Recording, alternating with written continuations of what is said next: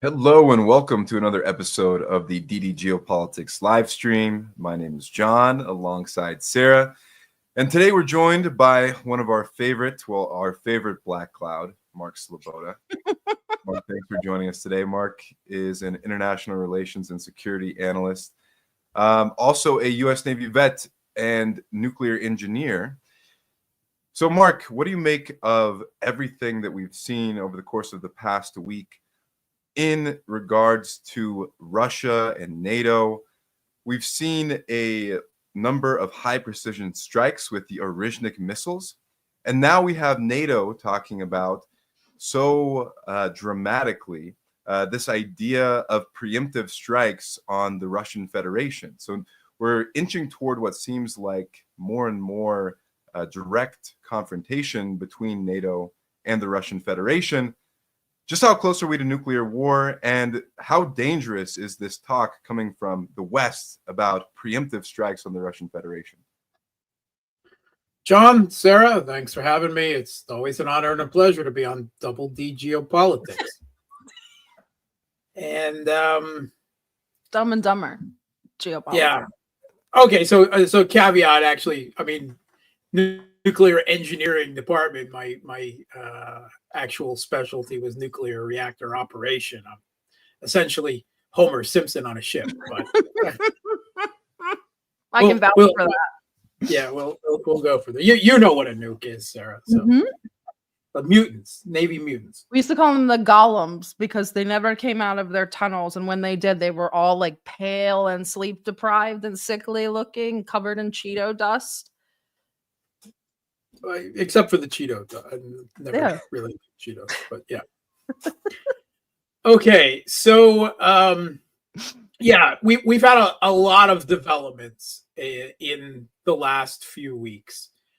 I would say, ironically, as Russian forces continue to steamroll and accelerate on the battlefield, particularly in the South Donbass, of course, but elsewhere as well, that the geopolitical tensions and the desperate attempts by the West to escalate, vertically, horizontally, diagonally, from behind, anywhere, are increasing, such that you actually start to worry more now, while Russia is, in the complete driver's seat on the actual battlefield, on as such as the line of contact is anyway.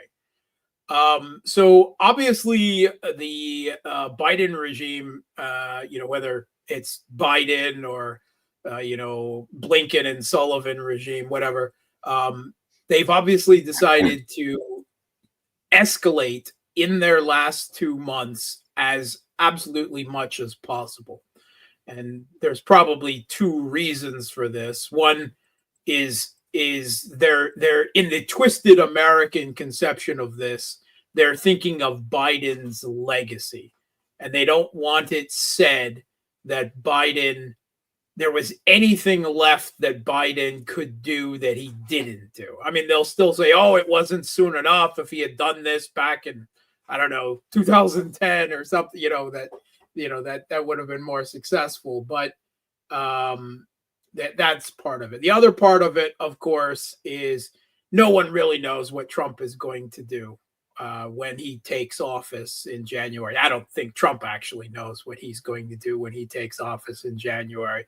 But the Russian government is pretty clear on this, that the U.S. president, the executive office, actually has very limited authority to change foreign policy orthodoxy from, you want to call it, as Ben Rhodes did, the blob, the deep state, the permanent bureaucracy. They're the ones who really, make the decisions, or at best present the president with a very limited range of acceptable options that he has to choose from, much like American voters, actually. Pepsi or Coke, take your choice. That's freedom. So the Russian government does not believe that the Trump Team Trump will make any discernible difference. In fact, I've pointed this out before Trump was elected, how it might actually be preferable to Russians' interest, counterintuitively, if Kamala Harris had won. Because the one thing that could save the Kiev regime in Ukraine and keep it in power is a peace deal pushed and such. I don't know how, but obviously they will attempt to force the Kremlin to stop the SMO, to some kind of ceasefire, some kind of freeze, and they will of course use that opportunity to reinstitute a porcupine strategy and pump the Kiev regime as full of weapons and training. And now that the intelligence head, the SVR head, has reported that they have plans to put 100,000 NATO troops on the ground as peacekeepers, all of this, and the appointment of Cold War era generals like Kellogg to Trump's peace envoy, shouldn't be giving anyone a warm fuzzy, or fulfilling the rhetorical campaign delusion that Trump is some kind of candidate of peace, or something of the sorts. So, the Economist picked up on this, that actually, if because Kamala Harris wouldn't negotiate with Russia, they would continue the Biden foreign policy. They would continue militarily to support the Kiev regime, but with very little escalation room left, and Russia having escalation dominance, they would just force Russia to go all the way to Kiev and remove the regime, and however long it took. But with Trump in, he's going to attempt to make a deal. He's going to attempt to force peace. Now, almost certainly, hopefully, the Russian government will just say, no, thanks. You don't get to give us a deal with terms. You're a party to this conflict now that you're president again. And we remember you very well because you're the ones who started arming these Svolochi in Ukraine. But you don't get to dictate terms to us. You're the losing side of this conflict. And Putin will just say no. And then what does Trump do? Does Trump, I tried, wipe his hands and walk away, take Ukraine, do whatever you want with it? No, of course, that's not going to happen. His people are already whispering out loud, but they'll certainly be whispering in his ear as well, that you need to force peace. You need to peace through strength. You need to escalate to de-escalate. And Trump himself has already talked about that they will force Russia by pumping Ukraine full of so many weapons. Well, I don't know what weapons he's talking about. I'm pretty sure he doesn't know either. But obviously, whether I think Trump will just be absolutely have to continue the escalation that the Biden administration is pumping up at the end days here. There is literally no deal that the American president can present the Russian government would accept. Nothing. Well, let's walk through that maybe a little bit, because we still get a lot of this notion in U.S. mainstream media that Russia is actually just a paper tiger, blah, blah, blah. People like Trump, are hearing this from outlets like the New York Post, Fox News, this conservative media. They're all saying this. But could you walk us through maybe the reality on the battlefield and kind of explain to people just why it is that Russia is holding all of the cards in this situation and has the leverage when it comes to further escalation? Well, sure. We all know that the Russian troops are completely untrained and moralless, forced conscripts, fighting only with shovels and the chips pulled from dishwashing machines. And they've run out of tanks and missiles and rations and infantry fighting vehicles and everything else, at least according to these same Western media outlets who have been saying for the last going on 3 years now, as they're, might now be saying about Russia as a paper tiger. There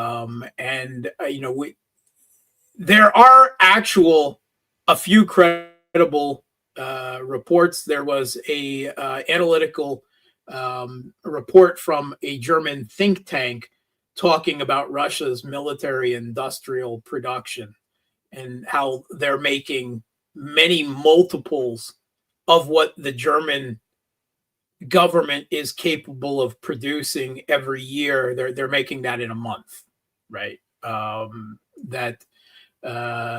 We've just heard the Russian president reiterate that Russia is producing 10 times as many missiles and far more advanced and powerful missiles, at least as far as this conflict goes, than all of NATO is putting together. We've had Kiev regime commanders in the battlefield say that Russian drones outnumber Ukrainian drones by 6-1 on the battlefield, right? That Russia is outproducing all of NATO put together in artillery shells by somewhere between 3 and 7-1, depending on which source you want to use. It's only the degree. And this is still very much a land-centric, artillery-heavy war of attrition, even if it's moving more to the drone side. According to the Kiev regime's own drone czar, Russia outnumbers them by multiple times in terms of drone production and use at this point. Now, they don't make as many TikTok videos with it, but that's called operational security. So, and when it comes to troops, on paper, the Kiev regime supposedly has something 1 million, 1.2 million, and then you're like, they're screaming desperately for manpower. So where is all that? Where are all those 1.2 million troops, and why are they so desperate for manpower that they're now considering reducing the conscription age, the mass force conscription age, to 18? Right. It hasn't been up till now simply because of Ukraine's terrible demographic narrowing crisis. Basically, the fact that since the 90s, since independence from the Soviet Union, the economic and social situations have been so bad in Ukraine that they simply stopped having children. And so that you have very large contingents in the upper 40s and 50s, but an increasing narrowing as you get younger, right? The age at which people have children, that are fertile and having families. And it's generally recognized that a similar level of casualties to this young demographic, as is now the 45 and 50-year-olds who are being sent into the meat grinder, will result in the death of the Ukrainian state.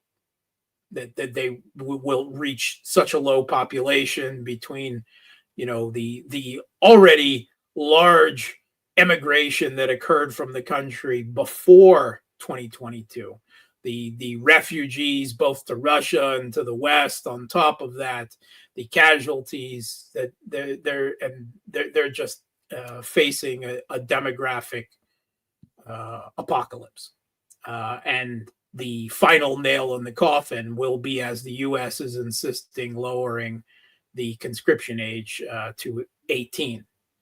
So the Economist actually admitted this week that the Kiev regime has upwards of 500,000 casualties. I think it's a bit higher yet. Yeah. Keep going.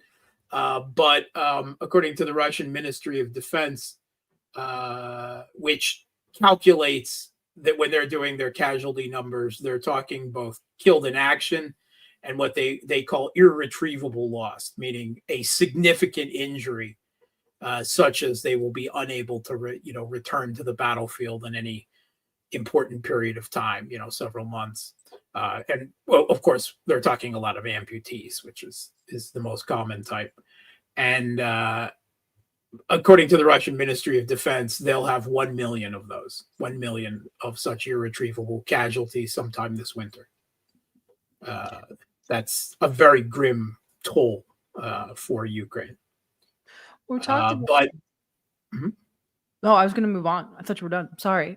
Yeah, no. And the Western media is full of the usual propaganda we've heard from the beginning about, oh, but Russia's suffering terrible losses and they're using meat wave tactics of untrained men fighting with shovels and all this nonsense.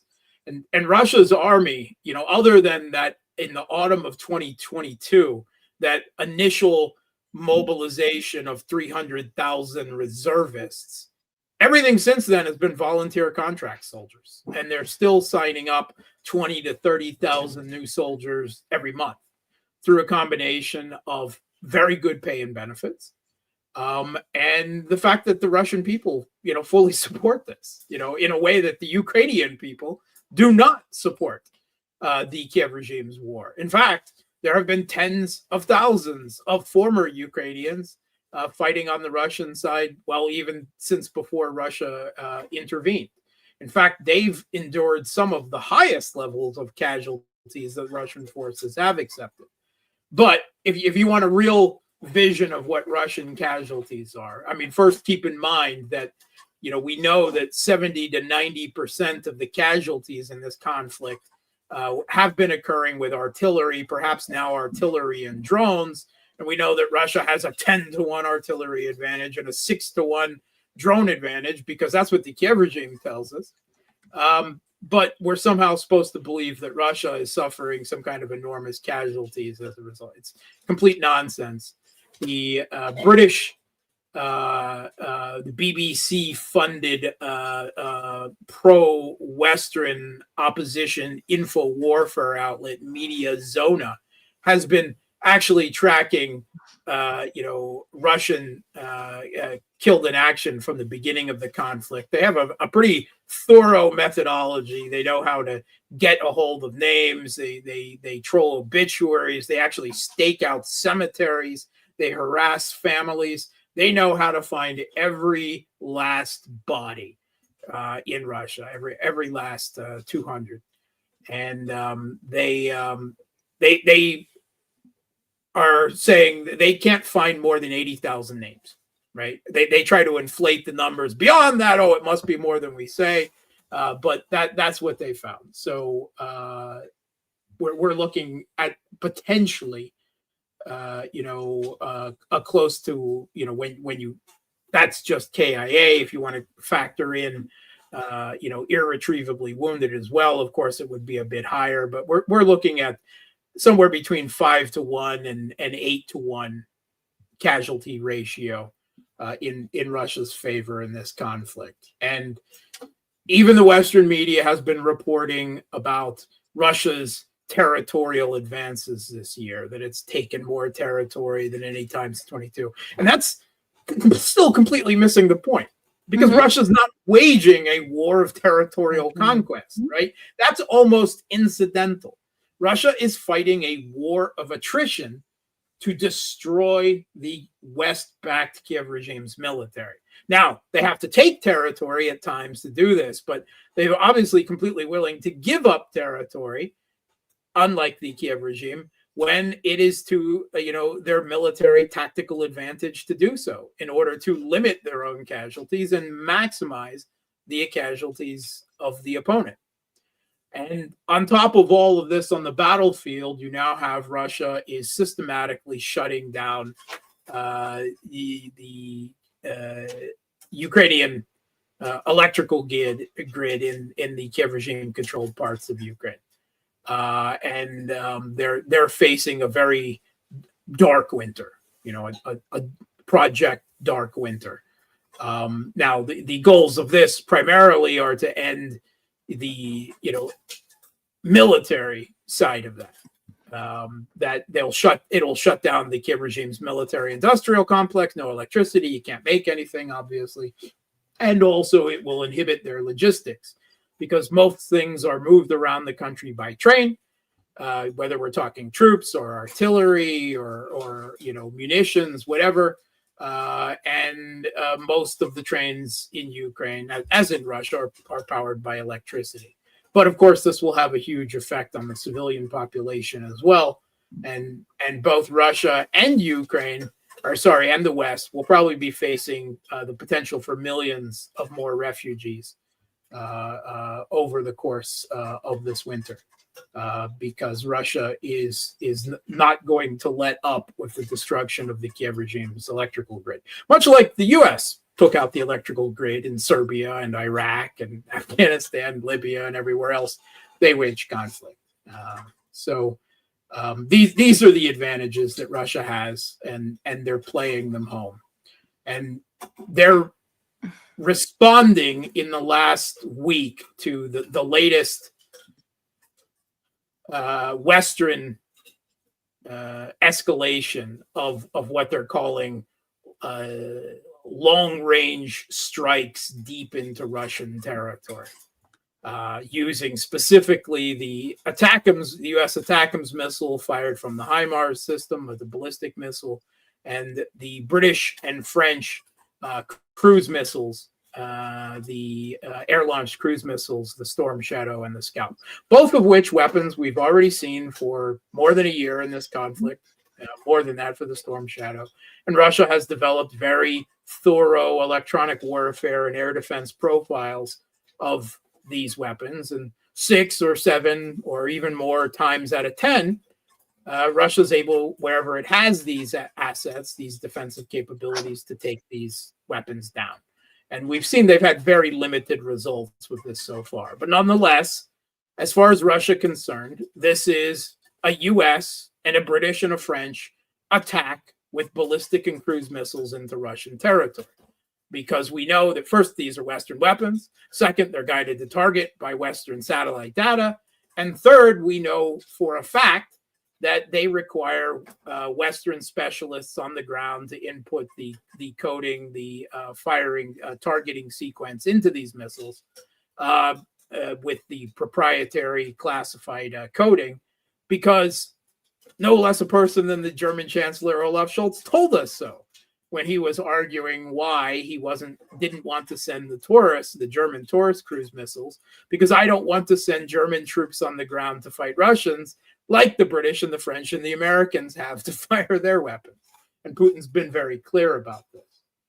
And yet the Russian response thus far, they've reserved the right to strike back against the US, the UK, and France, their assets around the world, their own countries. But we've seen Russia's response. It's the test of a new hypersonic ballistic missile, the Oreshnik, or the Hazel. It was launched in Ukraine, not against the West. They're still afraid to escalate directly against NATO, and there's probably sound reasons for that. But unfortunately, what the West takes away from that is they're weak. They said they would attack us, and then they didn't. They took it out on our proxies, and we give 2 figs about that. But they fired it at the Yuzhmash military-industrial complex in Dnipropetrovsk, an enormous complex, by the way.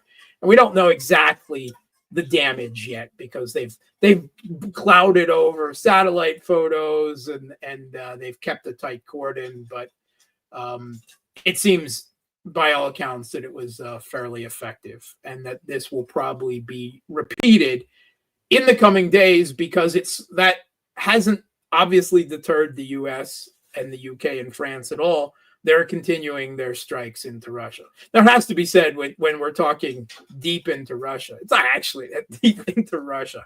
Russia's the largest country in the world, and these weapons have a range of less than 300 miles. So it's not actually that deep. And the Pentagon has already, they were against this, and they said that Russia's already moved its operational airfields out of range of our weapons. So this is kind of pointless. It's not going to change anything on the battlefield. But that's not the point. The point is geopolitical escalation and trying to goad Russia into a response before directly against them until Trump takes office. Because again, no one knows exactly what Trump is going to do, but there's at least in the West a liberal insistence on Trump proofing the conflict of trying to tie Trump into it, whether he's so inclined to de-escalate or not.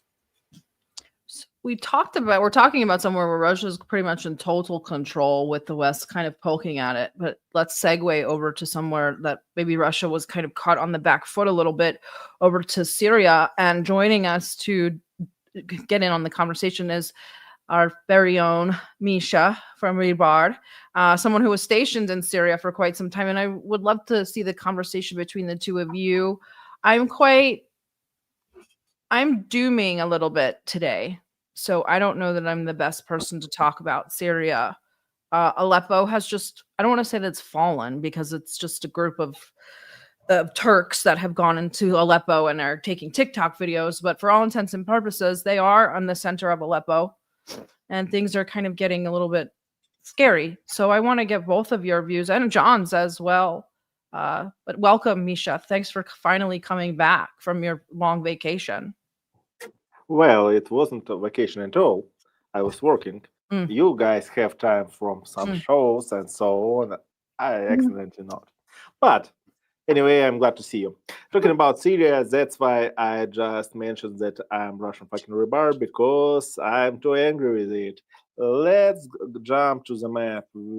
Just today we launched our service, map.rybar.ru, and it's just so that's Syria. Let's talk about what is happening here. Before the events, our line was like that. Right now, we see how militants just infiltrating Aleppo. They just managed to take all new Aleppo region. It's like this. And right now they're heading to the center of the city.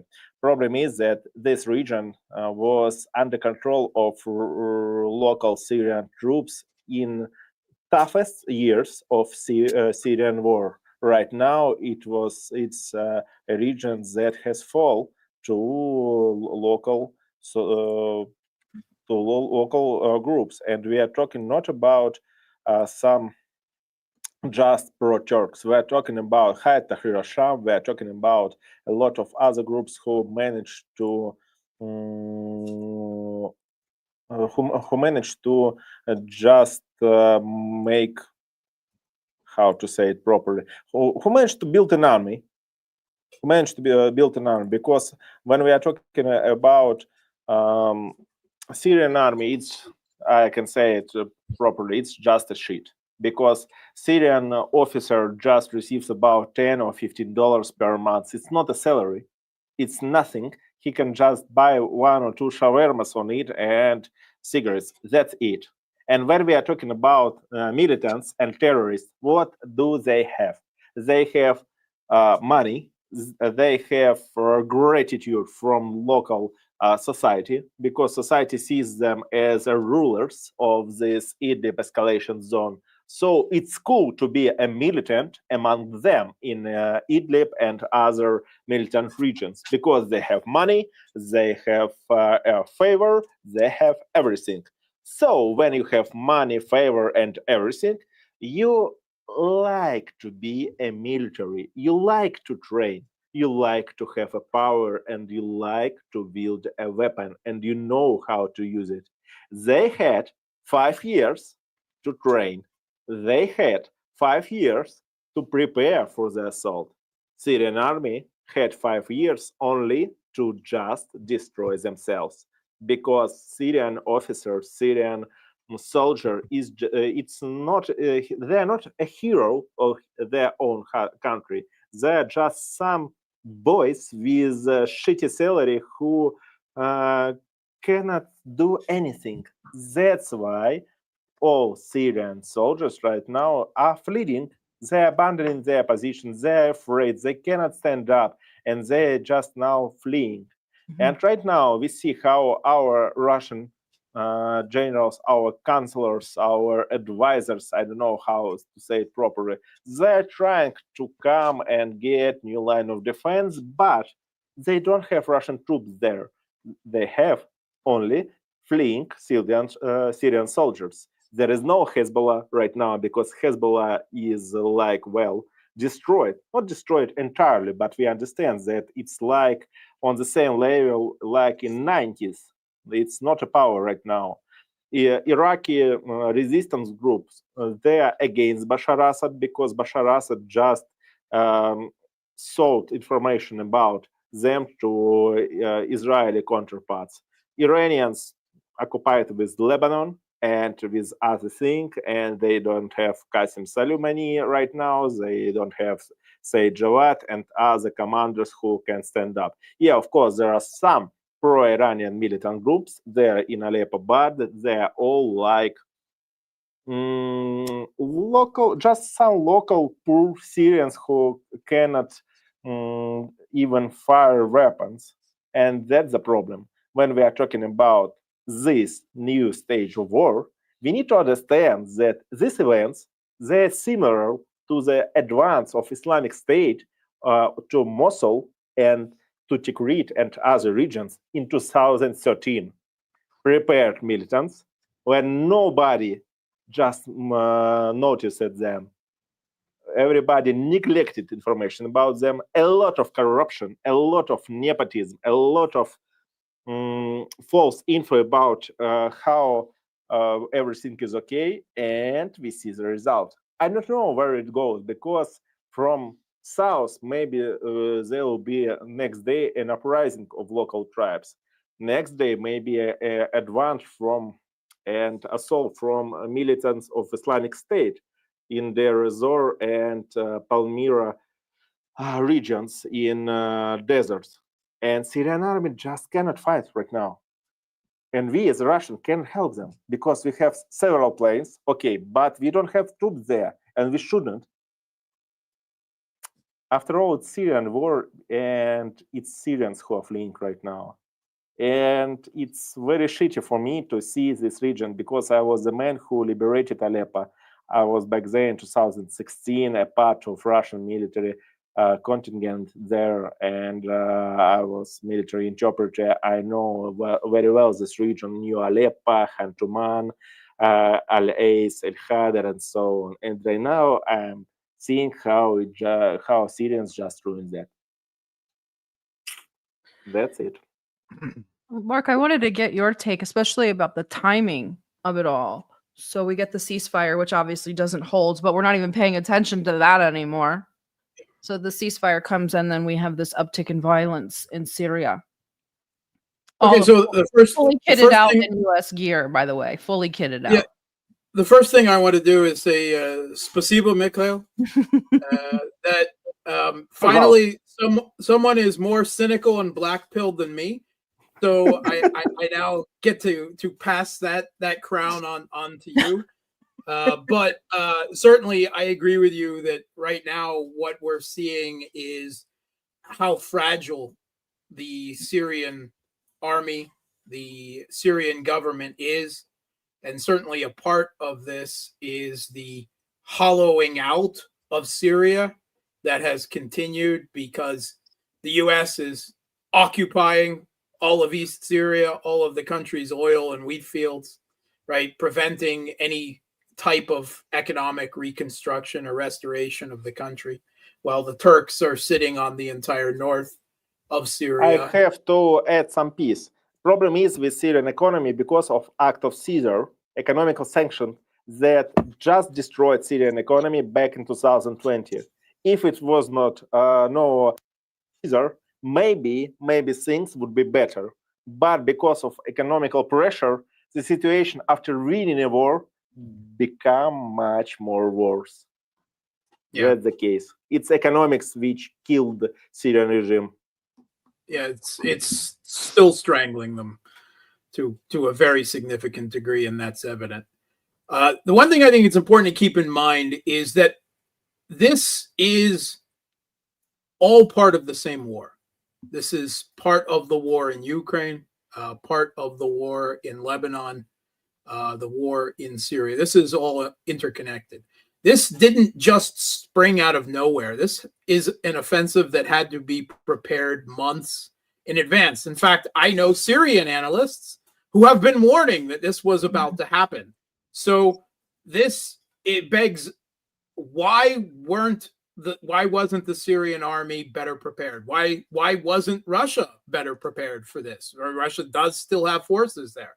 Russian troops have been overrun, right? We've seen Russian troops' bodies killed by. Well, stop there. We are talking about our special operation forces. It's like special forces consisting of officers. They are dealing with some drones there, and they are operating strikes. That's it. We are talking about just 3 groups. Yeah, small each group consists of 4 officers. That's it. Yeah. I mean, 12 people. Come on, it's not troops. Well, we have only personnel on our base, some military police, some shit military police who are just going there and they are patrolling constantly with escorts and so on and doing nothing. And we don't have their assault groups. We don't have their our infantry units, our air defense units. We don't have their our storm troops. We even don't have PMC Wagner there. No African Corps there. Nothing left in Syria. Only some planes and some people who are just pointing out where to strike. That's it. It's not about Russian army, because our focus right now on special military operation, and we cannot allow to bring more troops in Syria because they are needed there in Ukraine. Nonetheless, Nashi, those are our boys that we've seen a few killed. And the timing, of course, this is desperation by the West. They're igniting another front against Russia. And it's convenient because they're also igniting another front against Iran at the same time, right? Because, again, it's all one war, right? We are in World War III, right? The conflict we've already seen the conflict extend into Africa. And now we've seen a restart, a thawing of the frozen Syrian conflict. And there's a lot of very poor understanding of the Turks' role in all of this. I saw an article on RT, just a supposed Turkish geopolitical analyst commenting how he expected to see Turkey and Putin and Assad fighting against Tahrir al-Sham together. And I'm like, what world are you in? Because these jihadists, right, we're talking now a combination of 2 forces, all right, because the initial push from the West was these forces of Hayat Tahrir al-Sham and the Turkestan Islamic Party out of Idlib. But now there's also a push from the north by the so-called Turkish Syrian National Army, right? I need to add some piece as a man behind some studies on Syrian conflict. You see, Hayat Tahrir al-Sham is controlled by Turkish special forces. By MIT as well. So it's not anymore a project of Western agencies. It's project directed by Turkey. We know that Turkey is directed by MI6 from Britain as well. It's all about Britain projects on Middle East. But in any case, it's Turkey who is main operator of all these groups. And when Hayat Tahrir al-Sham is the main assault force, as soon as they started to gain more territory and gain access, every other militant groups, they just saw, it's so easy to take Aleppo and other regions. Let's go there. It's like some tribal war. And every other tribes, they see how other tribes get some trophies, and they're just going to Aleppo and other regions for trophies. That's it. Because Hayat Tahrir al-Sham had a huge success, and it was so easy. Yeah, these are very large numbers, all right? According to public information, at least, Hayat Tahrir al-Sham numbers some 25 to 30,000, with another perhaps 20 up to 20,000 of the assorted other Salafist groups that operate out of Idlib. And the Turkish directly backed Syrian National Army, quote unquote, has somewhere between 80 to 100,000 jihadis and Islamists under arms and presumably under Turkish payroll. And it is Turkish artillery that is pounding Syrian forces ahead of these jihadis' advance into Aleppo now. So this is, I mean, it's a very bad situation. Everyone should have been better prepared for this. This is another front, right? They're attempting through color revolution to open a front in Georgia, right? They attempted in the beginning of the conflict the same thing in more or less in Kazakhstan. This is something that both the Syrian government and the Russian military should have was inevitable that this was going to be reignited. And again, it counters both Russian and Iranian influence at the same time, and can be seen as assisting Israel in their part of this war. So we're increasingly seeing this conflict spread horizontally globally and become destabilize more and more regions, right? Syria had a breather for a few years, but now the price is being paid for not carrying on into Idlib, for not doing what was necessary to make the Turks and their jihadis withdraw from northern Syria. And it's hard lesson that our Russian politicians should learn, because if we decide to negotiate and make Minsk 3, then it will lead to the same result. After 3, 5, 7 years, it will be another war. Yeah, if they do that, then I'd just throw up my arms and give up. I mean, because I was against Minsk 1 and Minsk 2, and from the very beginning. Back in Russia, we say that God loves Trinity. God loves things in threes. Yes, that's what we say here too. I want Slava Boga. Well, yeah, Slava Boga. I want to add some pieces. Yeah, we are talking about huge amount of troops inside Hayat Tahrir al-Sham, inside Syrian National Army, but right now, troops that made it to Western Aleppo, it's about 1,000 or 1,500 militants. That's it. It was enough. Yeah, it was enough to take Western Aleppo. Yesterday, it was about no, not yesterday. In the morning, it was about 160 militants. That's it. That's the force that made Syrians fled. That's very depressing. That's very depressing. But do you think that this uptick here in northern Syria to get another front going with Russia is a good sign that's a good confirmation that things in Ukraine are kind of coming to the point of no return for the West finally? Oh, no. I think it's a sign that they will not give up no matter what, right? That they will never stop, right? They're going to make us spend more and more resources. It's not about ending a conflict. It's not about winning over Russia. It's the main point is to make us to spend more resources, more people, and more money. That's it. It's not about the end. It's about a process. Well, can we talk a little bit more about that? Like, what's the strategic significance of Syria there? You've both alluded to certain aspects. Syria, this kind of attack on Syria being a way to continue to support Israel, to waste the resources of the Russians.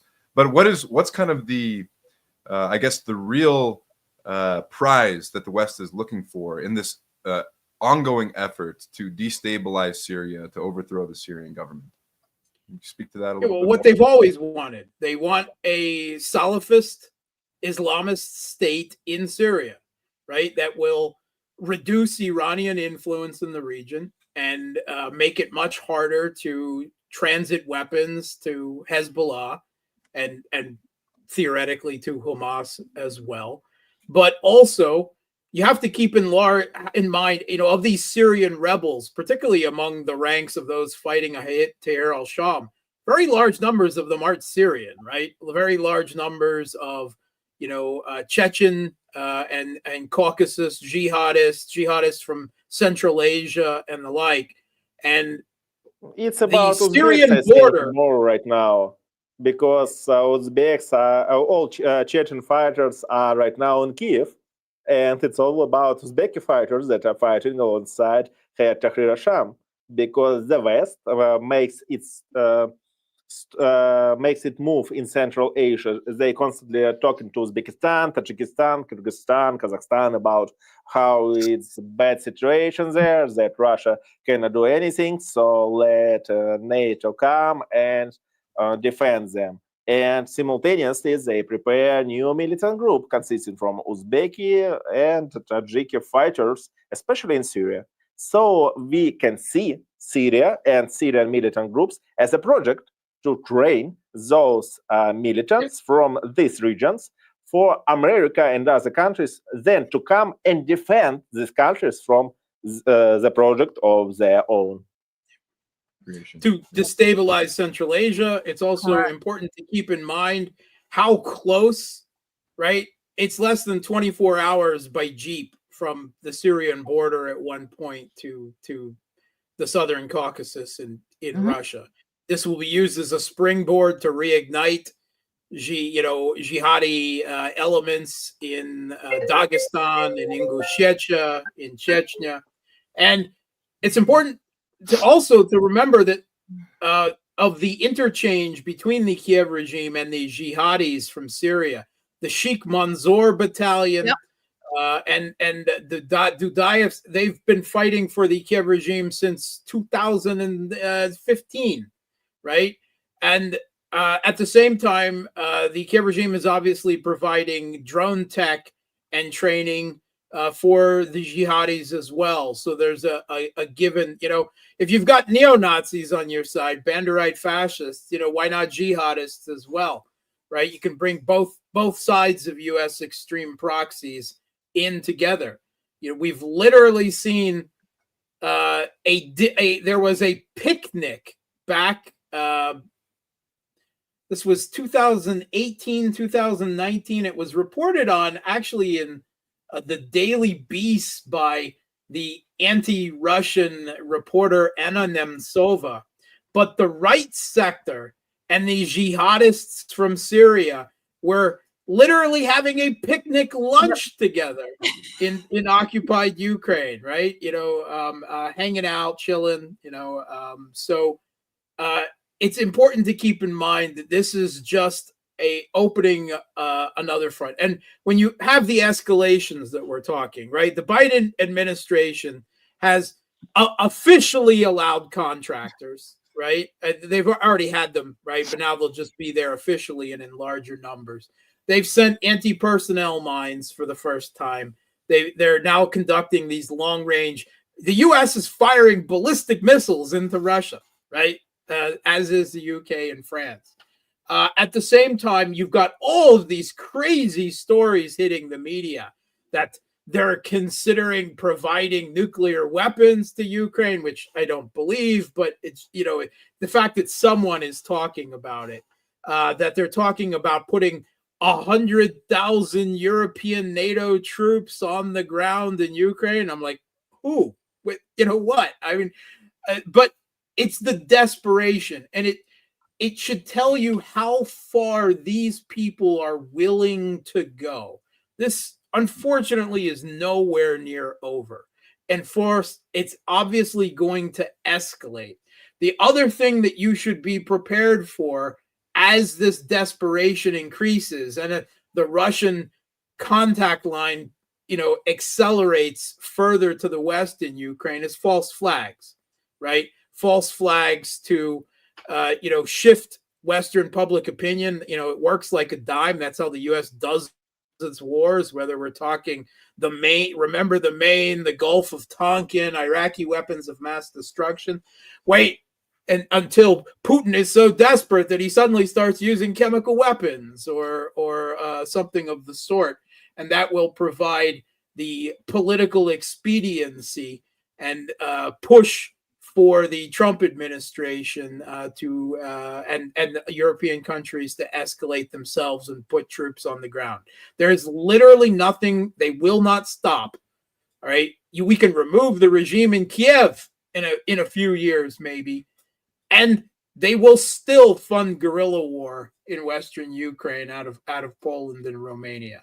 This is a forever war. I said it in March of 2022. And I'm saying it now again, and it looks more and more like that every day. I do not see an end to this in one form or another. And yeah, you asked, is a nuclear war possible? Yes, it is more possible now than it was 3 years ago. It's still possible. I'm not afraid of Russia resorting first to the use of nuclear weapons, but I'm afraid of them resorting to the use of tactical nuclear weapons in Ukraine, and then what our response would be. Or if we strike them, if we get to the point where Putin feels necessary to use the Oreshnik or something, a non-nuclear strike capability in a military base in Poland or something of the sort, then how do they respond? They don't have any means to respond to that but nuclear, right? They don't have the same type of strike capability. So yes, a nuclear war, unfortunately, is more possible now than it was a few years ago. But it's not our side that I fear the escalation to that level in. It's theirs. Well, when we are talking about Oreshnik, we need to understand that it was a test launch after all, and it was just some kinetic strike. We analyzed some photos from the net and saw the result of a strike. There is no huge explosions, there is no huge pit and so on. It's just some strikes on some local warehouses. But it was a huge event. That's it. But we don't need to rely on Oreshnik or striking by some iron warheads on other people as a weapon that will prevent future war. After all, talking about strategic significance of Syria, for us, it's logistics. For Russia, it's logistics because in the world where all countries just continue pressure on Russia and continue to press or put a pressure on us, we rely on Khmeimim Air Base for our trips to military trips for our military planes to Africa and other regions. So if it was no Syria, well, it would be so difficult to transfer troops, goods, and so on. But right now we are talking about a point when we, as a Russia, as a savior of Syrian peace, as we presented ourselves back in 2017 and then 2019, we didn't do a lot to improve situation inside Syria. I personally myself, I tried to make a business with Syria back in 2019. I tried to just buy some Aleppo soap and sell it in Russia. I faced a lot of restrictions from our local laws, from our customs, from our bank sphere, because it was no a way to work with Syrians back then. I remember it was after 4 years after launching an operation in Syria, and I just refused it. Only this year, in 2024, first Russian government company was registered in Syria, first Russian government company, and it became an intermediate company to deal between Russia, for business between Russia and Syria. It took nearly 10 years to create such kind of a company in such a way. Before that, we cannot do anything. And that's it. That's our approach. We had a lot of possibilities to improve lives there, to build new logistic routes, to improve local medicine, local transport sphere, local industry projects. But we didn't do it. That's the problem. We used our muscles, our military power to improve situation there.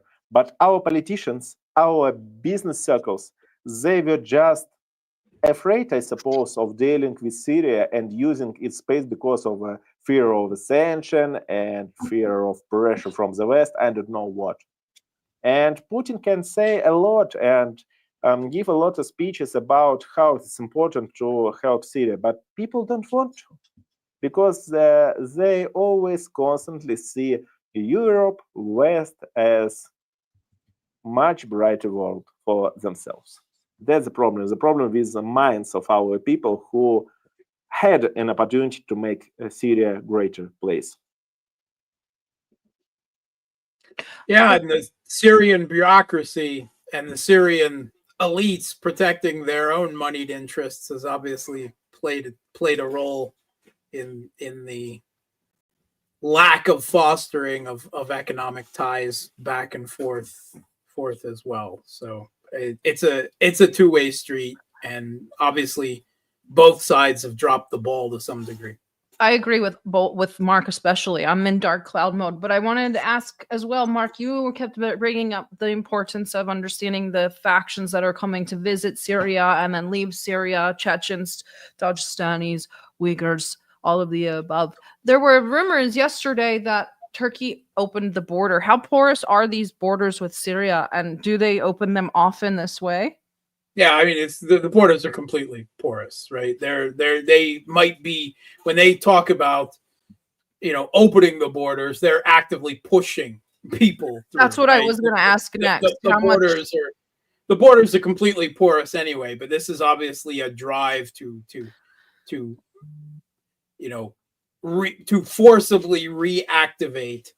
They just need to tell Tahrir Sham to open away. That's it. It's really just crazy because we're watching a reiteration of 2014 pretty much. Yeah. It's like the Turkestan Islamic Party, you mentioned them earlier, and I'll talk about them when I get in a space. We talked about them today earlier. They just released a propaganda video, like an ISIS style propaganda video. It's like a decade later, we are so back, baby. Like it's just we're making the same mistake. And they're rested, they're armed, they're trained. For example, Jaish al-Islam was completely destroyed. We destroyed this militant group back in 2019. In 2020, they started again to recruit young boys from 14 years old. And right now, that Jaish al-Islam group that was defeated and destroyed in 2019, they have men and troops to attack Aleppo, about 1,000 of men. I want to pinpoint main sense of it, main sense of my sentences. They were recruiting 14-year-old boys to their ranks.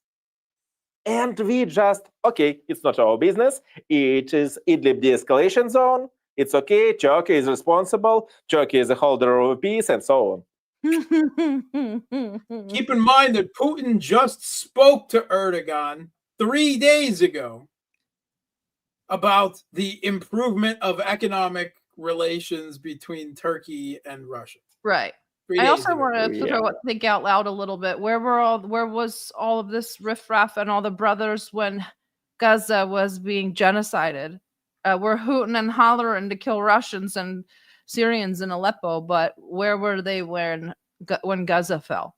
Just wondering. They're getting ready for this. Obviously. Yeah, right. They're getting ready for the real war. They're not worried about Gaza. This is another NATO proxy force, right? The Turks have the lead on this, but you can be sure that the U.S. and the Ukrainians and the British have been deeply involved in this.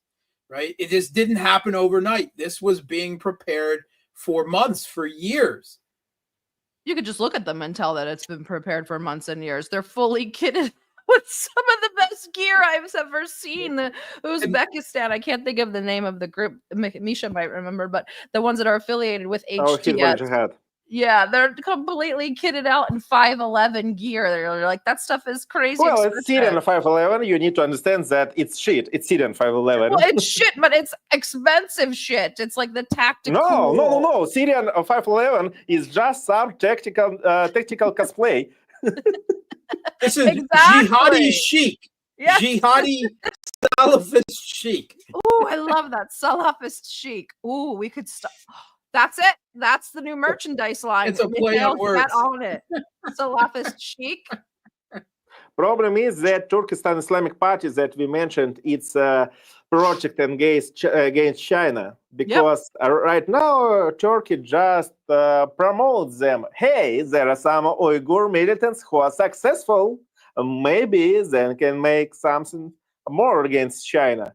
And maybe Chinese guys can help as well to Syria. But right now, the main problem of Syria, I will say it first time in my journalist or blogger career.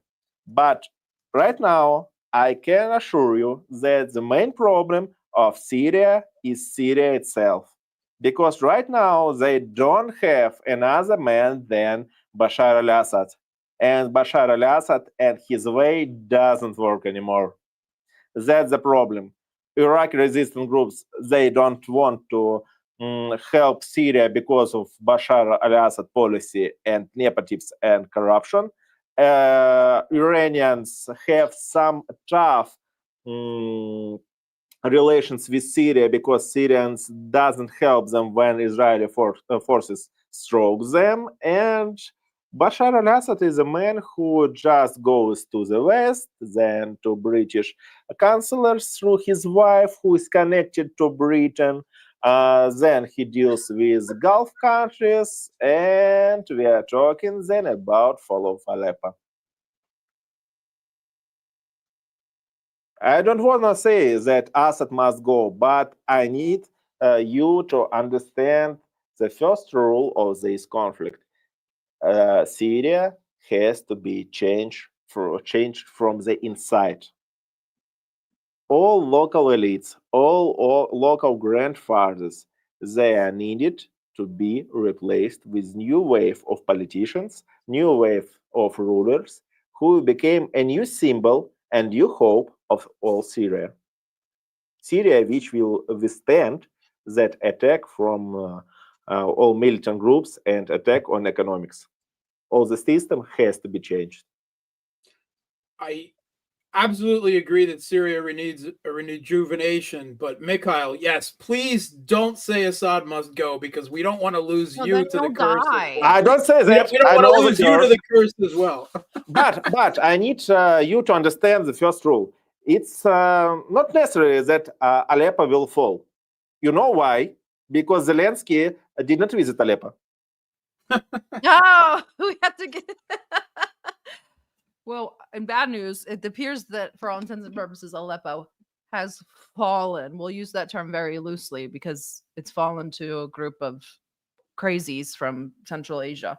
But we'll see how that develops. And what do you guys, so we can close out, how do you see this panning out? Does Russia, I saw that somebody mentioned, Rybar said that Russian reinforcements may be in a topic of discussion, but what do you guys see? How does this pan out? I feel like Russia's interests in that region are too great for them to forego this. So yeah, great. That's why we did not notice a thing about Egypt for a couple of years. Yeah, surely we have some interest. That's why we sent our general losers, our loser generals. I don't know how to name them properly, who lost our troops during assault on Kharkov, who lost our troops during assault on Kiev.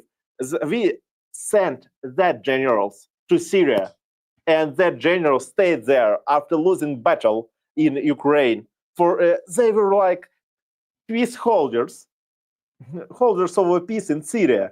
But right now, I see the result of that policy. The focus was on special military operations. The focus was on Ukraine. During focus on Ukraine, we lost Armenia. Right now, we are losing in Syria. Back in this summer, Syrian customs started to prevent Russians to come to Syria because they just saw Russians as a weak power, like people who don't defend them. That's why they start to prohibit all Russian travelers to come to Russia, no, to come to Syria. And that's the problem. Syrians hate us. They treat us like Iraqi people treat Americans right now, because Syrians understand only a language of a power, and we don't use it. We don't talk from the position of a strong man with them.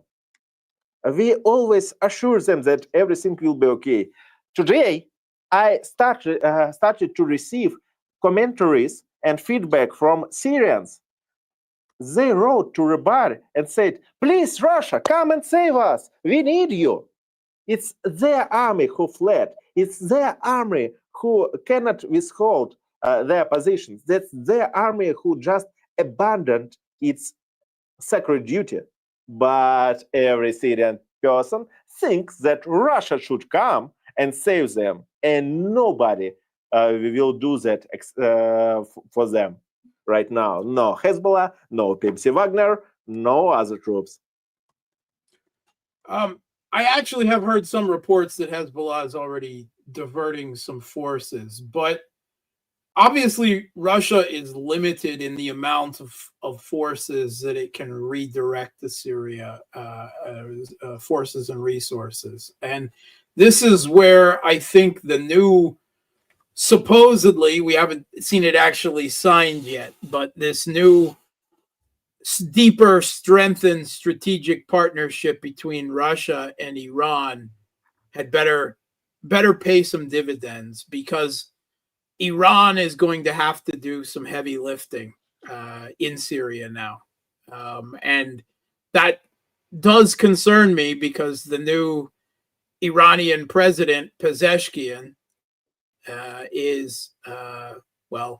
he had hoped when he first took power to improve relations with the West, and he's been very reticent to strike back against Israel no matter what they do. There's discussion that it was actually the Ayatollah Khomeini who overstepped him and ordered the last round of Iranian missile strikes, as tepid as they actually, it turns out, were. So I think that Russia really seriously needs to have Iran do some heavy lifting on this one, particularly at least as far as, popular mobilization unit, troops on the ground. Obviously, the Syrian military and government, hollowed out by sanctions and the U.S. occupation of the most valuable parts of their country, it is not capable of standing up alone. And if Russia can't divert the resources, then Iran is going to have to pick up this ball. And since they're not actually doing any fighting in Lebanon or Gaza, they certainly should have the resources to contribute to this. Well, I just found out that it's Black Friday today, right? So it will be Blackest Friday for Syrian militants in Aleppo today. They will take everything for cheapest prices. Well, they're not Syrian. Well, I mean, some of them are. They're about some of them are. It's International Black Friday in Syria. Yeah, they're Syrian like Mikhail is Mexican. It's the Wahhabi International. Yes, the Rainbow Wahhabi Coalition.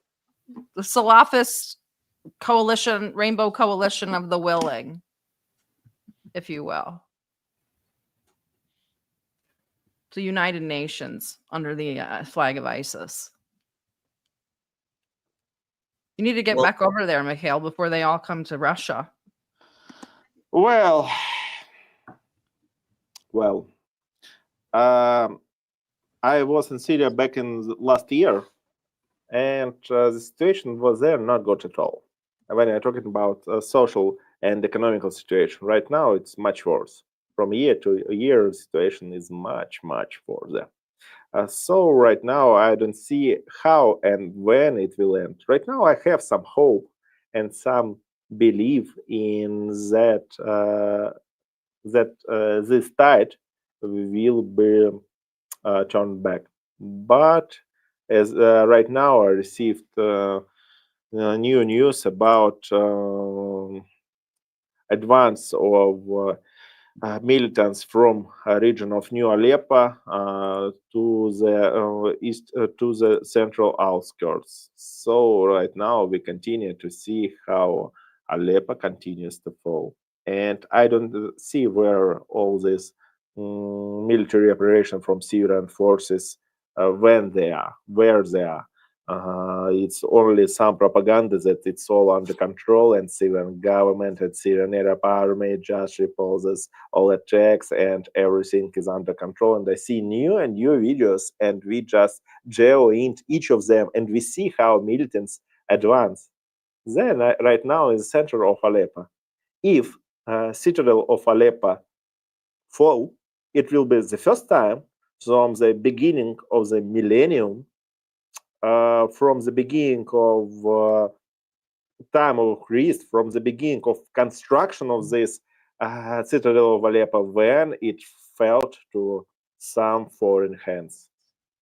And I suppose that the darkest hour for Syria will eventually come in coming days.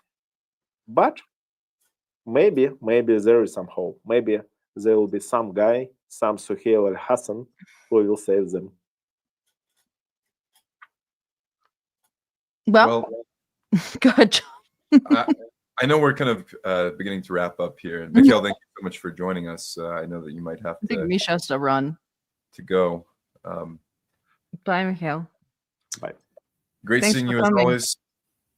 But Mark, what do you think about Georgia before we do wrap up? And I'll read the super chats. I want to ask you about Georgia just really quickly. Another hot spot. Obviously, keep pushing for some color revolution. What do you think?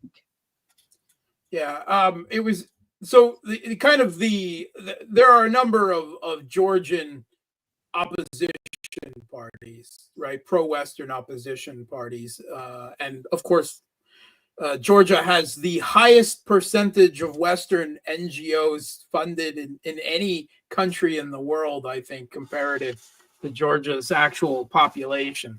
But the figurehead of this movement is the Georgian president, and the president is a symbolic office in Georgia. It doesn't really have any power. I still have no idea how she got elected, but the Georgian president, Salome Zurabichvili, she is literally the former French ambassador to Georgia, who took Georgian citizenship just so she could run for president.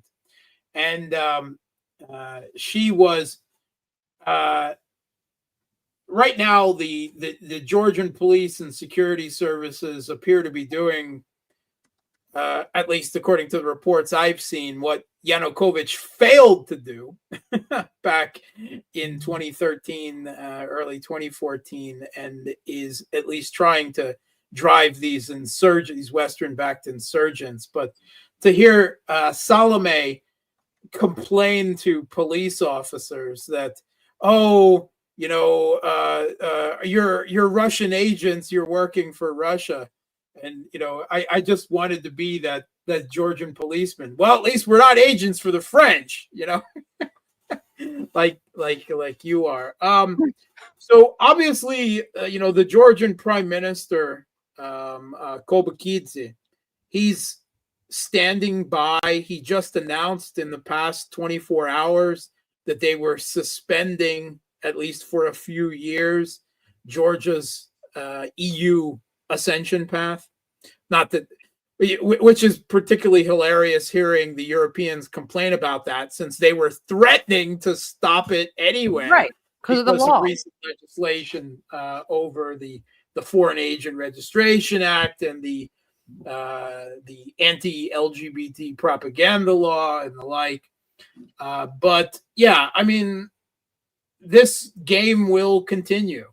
The West will continue to do everything within their power to destabilize every one of Russia's allies or, in the case of Georgia, which hasn't been a Russian ally for a long time, to put the most rabidly anti-Russian government in power, right, in every country surrounding Russia and China and Iran and, everything, because this is the Rand Corporation's, classic pressure cooker strategy. You surround your adversaries by hook or crook, by countries that you capture to weaponize against them. And that's, what they're attempting to do in Georgia. And the Georgian prime minister, who has been quite heroically standing against all of this, he made it clear that the West was literally coming to him and asking him to open a second military front against Russia.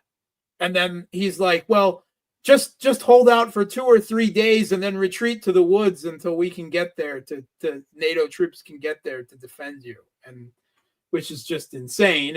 And he realized how insane it was. And the Georgian Dream Party didn't want to be cast as the pro-Russian party. They were the not rabidly anti-Russian party, which is for us a world of difference. But for the West, if you're not rabidly anti-Russian, then you're pro-Russian. And everyone has to choose. And Georgia didn't want to become a second Ukraine. They didn't want a second Maidan. They already lived through, a brief 7-day war in 2008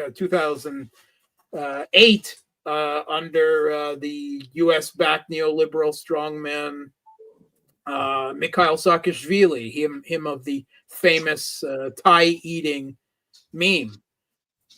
But they're doing their best to exacerbate, to literally overthrow the Georgian government right now. But from what I can see, there's no cracks in the Georgian police and security services.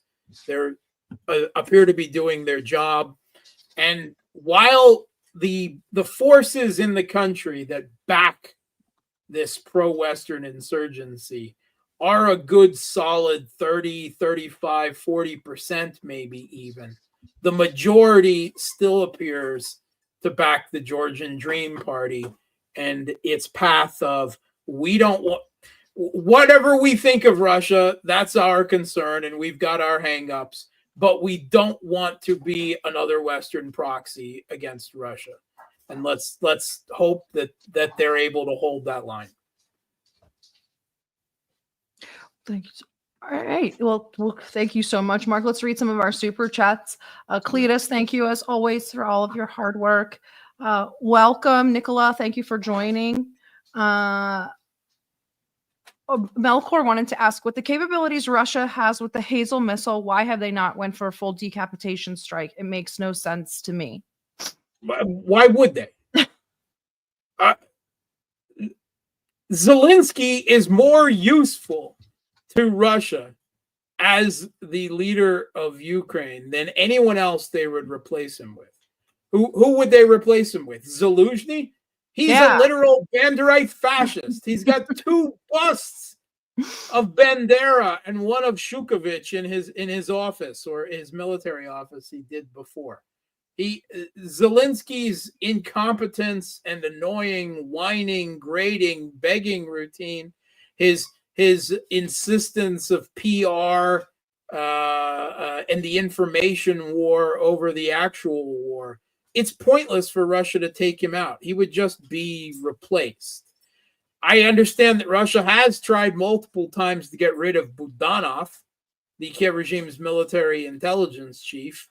That would be a goal worth getting. But here's the problem with this is, of course, they hide their bunkers, right, in civilian areas.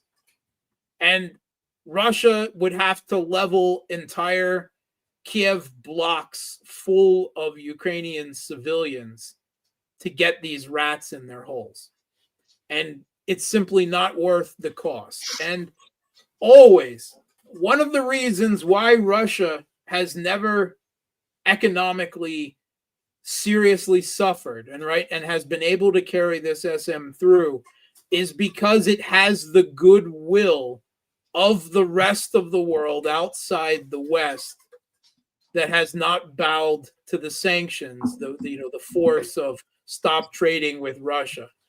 If Russia started just wiping out the Ukrainian leadership, that might cause some of those countries to be less supporting of Russia, right? So Russia always has to fight the good fight, right, as it were, to a very large extent, no matter how dirty and nasty their opponents. And we know Budanov has been open. They've tried to assassinate Putin many times. And not once has Russia tried to take out Zelensky. And then, again, there are diplomatic reasons for this. There are the simple that Zelensky's the worst leader you could possibly wish on Ukraine. So why get rid of him when he could be replaced with someone more competent? So that's the only the thing I have to give you. I would fully support doing everything they can to take out the top military intelligence leadership, some of the military leadership, but the political leadership, they're such a bunch of clusterfucks that I think that they do more harm to Ukraine than good. Well, we got some more super chats here. Mark, thank you so much. One of my main takeaways from the discussion today is just this notion that any nation now that seeks to challenge the West or unipolar hegemony is going to be able to kind of meekly and quietly build up power. The time for that is very quickly running out. And as nations like Syria are seeing right now, when you fail to act assertively, when you fail to assert your interests at the appropriate time, then you're going to end up paying the price. And I think that a lot of countries around the world should be looking at this right now and taking note exactly of what you said, that this collective West, it's not going to give up. As it gets more desperate and it loses in Ukraine, it's going to look for the next weak link to stoke conflict, division, and general instability. Yep, they still have lots of teeth, and anyone who isn't cognizant of that, and as you said, if countries aren't taking proper precautions, they will turn on a country in a second if they think geopolitically it would do their best to destabilize that particular country or the like. I very much fear for the political leadership of Hungary and Slovakia. All right, we've already seen the assassination attempt on Fico, and that will not be the last one.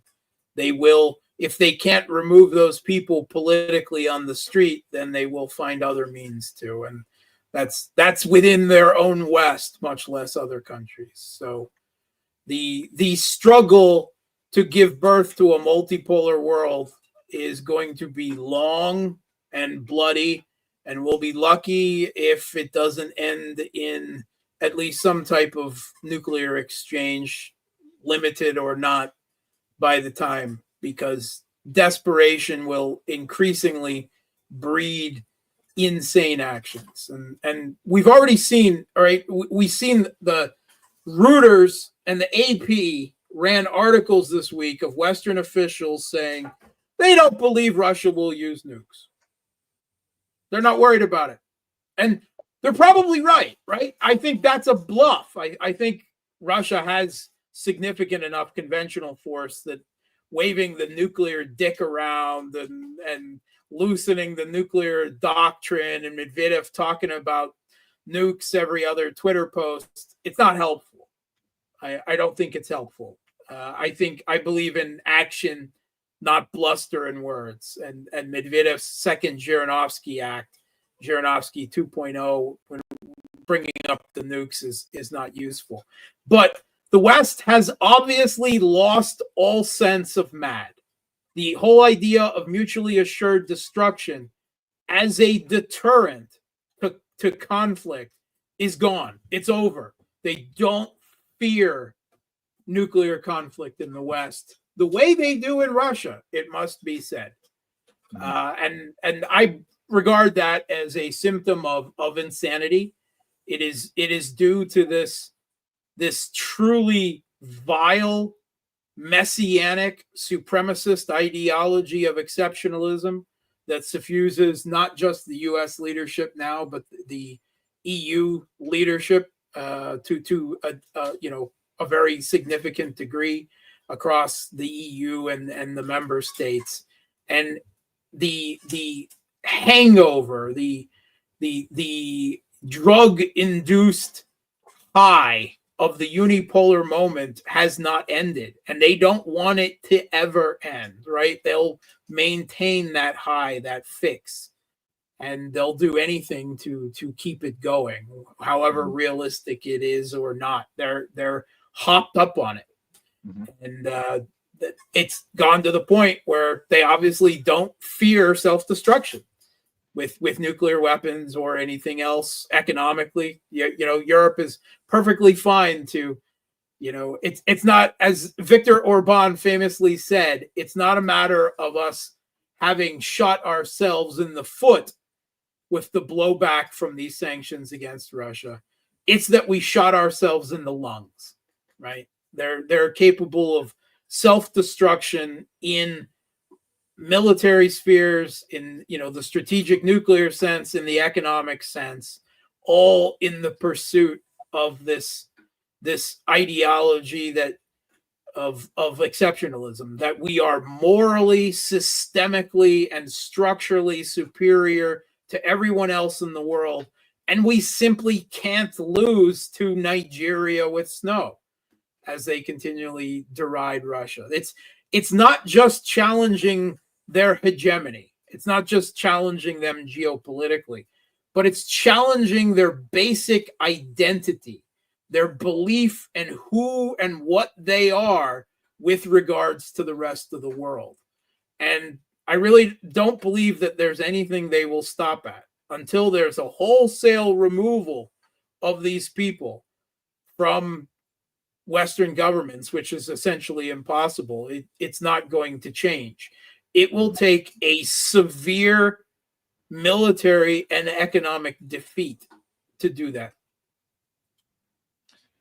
It's been very interesting. Not in the cards. Yes, you kind of brought up the level of ideology, and it's been very interesting to see the Democratic Party, the kind of neoliberalism in general, become this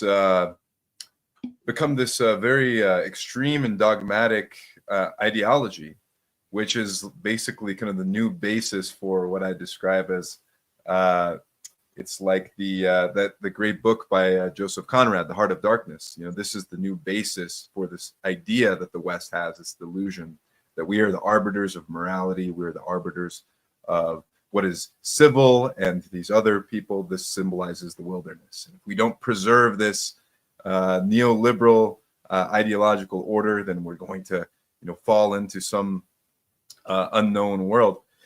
And it's become increasingly extreme, the degree to which the mainstream in both the Democratic and Republican parties is looking to preserve this.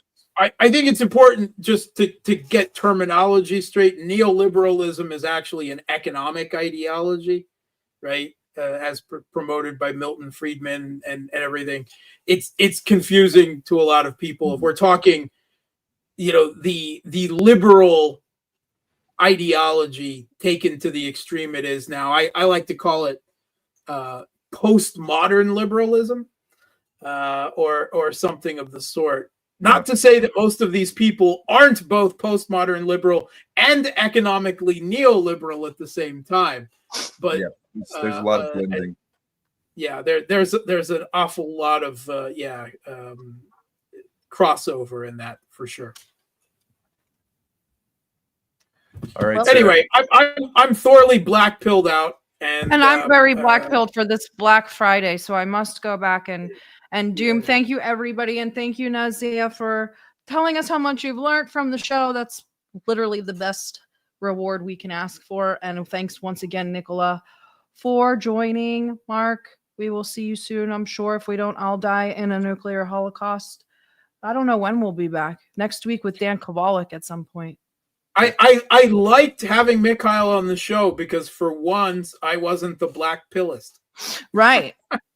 Exactly. And yeah, it was good. He's really upset about Syria, as you can tell. Yeah, I mean, Syria is in a very bad state economically, socially, politically, and everything. But at the same time, perhaps the criticism went a little too personal and too far. They're I love Syria. I have no issues with Syria. It holds a very special place in my heart. That's kind of why I'm dooming so badly, I think. Yeah. So I'm trying to keep my mouth shut. Every country has corrupt and venal elites, right? Every one of us does and everything. But it's important to also keep in mind that Syria did rally with Russia and Iranian and Hezbollah help in the late 2010s, and they've dropped the ball, but that doesn't mean that they won't be able to pick it up again.